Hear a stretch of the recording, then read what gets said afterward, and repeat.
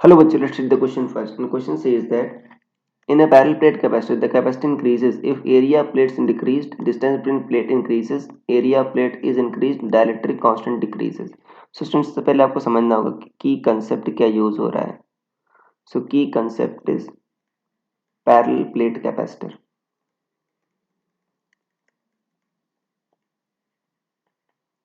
Parallel plate capacitor.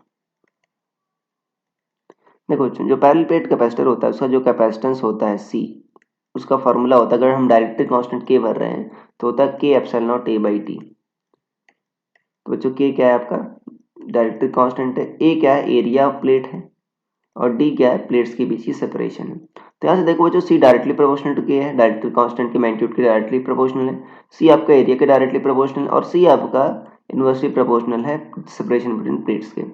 तो कह रहा है पहला ऑप्शन में एरिया प्लेट डिक्रीज करें तो क्या कैपेसिटी इंक्रीज होगी? नहीं बच्चों, एरिया के डायरेक्टली प्रोपोर्शनल है तो ये तो गलत हो गया, आपका ऑप्शन ए गलत हो गया. दूसरा कह रहा है बच्चों आपका अगर डिस्टेंस बिटवीन प्लेट्स इंक्रीज की जाए तो देखो डी बच्चों की इनवर्सली प्रोपोर्शनल, अगर आप डी बढ़ाओगे तो सी आपका कैपेसिटेंस इनवर्सली प्रोपोर्शनल है सेपरेशन बिटवीन प्लेट्स के, तो सी घट जाएगा, तो ये भी गलत है.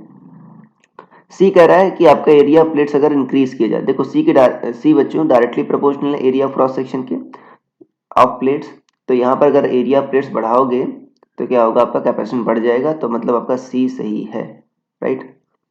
और डी कह रहा है डायलेक्ट्रिक कांस्टेंट डिक्रीजेस, अगर के घटाओगे बच्चों तो सी तो डायरेक्टली प्रोपोर्शनल है के, तो जाहिर सी बात है अगर के घटेगा तो सी भी घट जाएगा, तो ये भी गलत है. तो करेक्ट ऑप्शन आपका ऑप्शन सी हुआ. So I hope you understood it well. Best of luck.